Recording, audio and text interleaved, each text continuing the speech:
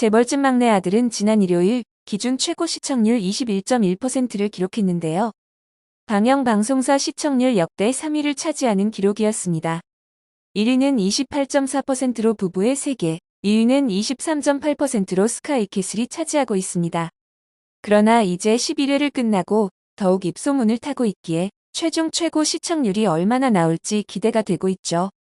드라마가 주연 배우들의 탄탄한 연기와 짜임새 있는 스토리로 순항을 하고 있는 가운데 드라마 팬들은 흥미로운 사실에 주목하고 있었는데요. 그것은 배우들의 실제 나이였습니다. 해외 시청자들도 배우들의 가늠할 수 없는 나이를 예측하다가 실제 나이를 알고 놀라기도 했습니다. 원래도 한국 배우들은 동안으로 늘 놀라움을 주고 있었죠. 상반기 전 세계적으로 인기를 끌었던 이상한 변호사, 우영우의 주인공 박은빈의 나이가 해외 네티즌 사이에서 큰 이슈가 되기도 했었습니다. 1992년 출생으로 실제 나이가 30대인 박은빈 배우는 고등학생 연기도 이질감이 없이 해냈는데요. 완벽하게 캐릭터를 소화해낸 한국 배우의 연기력에 해외 팬들이 극찬을 보냈었습니다. 이번 재벌집 막내 아들이 화제가 될수록 출연 배우 면면들에도 관심을 가질 수밖에 없습니다. 진양철 회장 역을 맡고 있는 이성민 배우는 1968년생, 첫째 아들 진영기 역을 맡은 윤재문 배우는 1970년생이었습니다. 아버지와 아들의 관계가 2살 차이였지만 그들은 연기로서 그것을 완벽하게 커버하고 있었는데요. 더욱 놀라운 것은 어머니 이필옥 역의 김연 배우의 나이였죠. 1971년생으로 노인의 역할을 하고 있었고 첫째 며느리로 나오는 김정란 배우와도 동갑이었습니다. 그 나이대로 완벽하게 연기하는 모습에 놀라움을 감추지 못했습니다. 이를 본 시청자들은 실제 나이로 따지면 절대 불가능한 족보라며 재미있어하면서 드라마의 흥미를 더하는 요소로 자리 잡았습니다. 드라마의 외적인 흥미 요소와 더불어 이야기 전개에 많은 사람들의 관심이 모아진 가운데 12화 예고와 선공개 영상을 통해 드라마 다음 편에 대한 기대감을 높이고 있습니다. 앞선 이야기에서는 수년가에 이용당해 버림받게 되면서 현생에서 죽게 되었던 나를 죽인 가문의 핏줄로 다시 태어나다의 기본 전제 속에 인생 2회차를 맞은 진도준의 이야기가 펼쳐졌습니다.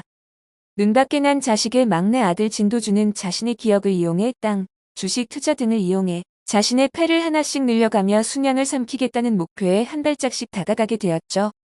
드디어 진양철 회장의 신임을 얻게 되어 순양금융지주 회사 설립 이사회가 열리는 날 교통사고가 나고 가족 중 누군가가 진양철 회장을 죽이기 위해 죽음을 사주한 인물이 있다는 걸 알게 되었는데요. 이야기는 이제부터 본격적으로 흐르게 되었습니다. 순양의 진흙탕 후계고도 싸움과 더불어 진양철 회장을 죽이려 했던 범인 찾기가 더해져 더욱 흥미롭게 하고 있는 상황입니다. 드라마의 원작 소설이 있기에 드라마 전개에 더욱 조심스러워질 수밖에 없는데요. 워낙 인기 웹소설이었기에 많은 사람들이 이미 내용을 알고 있습니다. 단순히 원작을 구현해내는데 그치지 않고 원작과 다른 전개로 가고 있기에 범인 찾기는 어떤 반전이 나올까 시청자들의 호기심을 더욱 자극하고 있는 것이죠. 원작에서는 진양철의 아내 이필옥 여사였는데요. 원작과 다른 결말이라 할지라도 드라마에서 배제할 수는 없습니다. 그러나 범인은 현재까지의 스토리상 진양철을 죽이고 진도준이 후계자가 되는 것을 가장 바라지 않는 사람으로 볼 수 있습니다. 그중 한 사람은 이미 범인으로 몰아가고 있는 진성준인데요. 그는 자신의 아버지를 무시하는 할아버지에 대한 분노와 아내에 대한 복수로 눈이 멀어 있는 상태죠.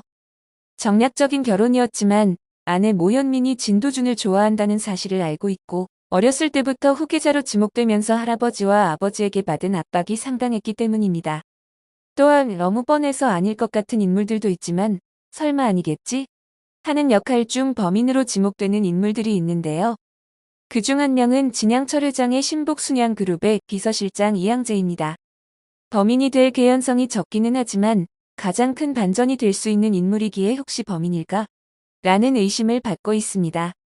하지만 아니길 바라는 사람 중에 한 명이죠. 진양철 회장, 이성민 배우의 선망 현상을 보며 눈물 지었던 모습이 부디 거짓말이 아니길 바라기 때문입니다. 원작에서는 진양철 회장에 대해 헌신하며 유일한 아군일 정도로 한 편이었고 진도준을 많이 도와주는 역할이었기에 그 모습을 간직하고 싶은 시청자들이 많은 것 같습니다. 범인으로 예측하고 있는 또 한 명의 의외의 인물이 있는데요. 이는 큰며느리 손정래였습니다. 진양철 회장과 진도준 둘 다 죽었을 때 가장 이득인 인물 중 한 사람인데요. 극중 사채업자의 딸로 자격지심이 많은 인물로 그려지고 있으며 그만큼 표독스런 모습을 보여주고 있습니다.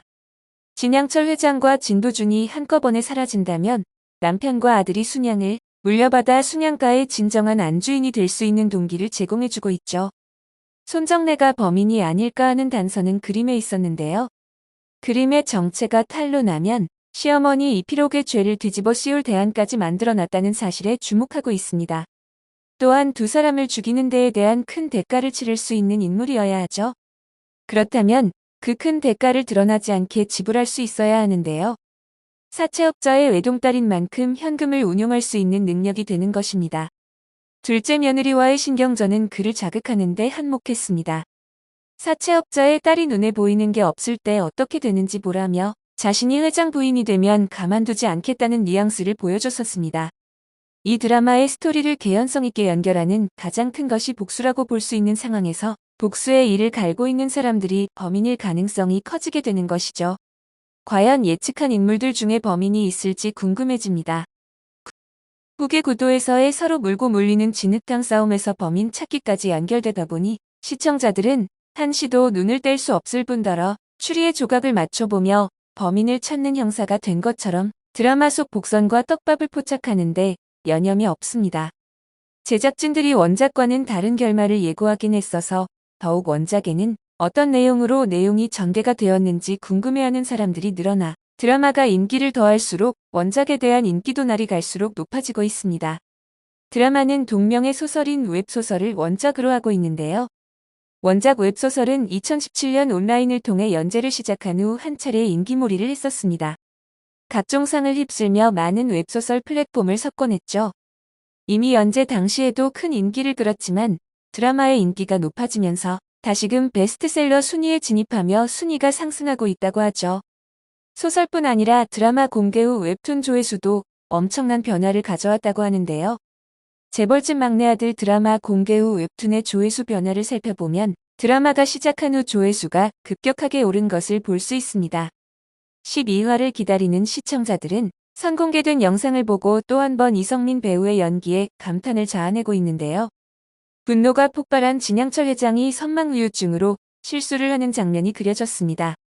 장면 하나하나 빛나는 명품 연기로 그가 그려내고 있는 진양철 회장과 진도준의 모습에 마음이 찢어진다는 시청자들의 반응이 줄을 이었습니다.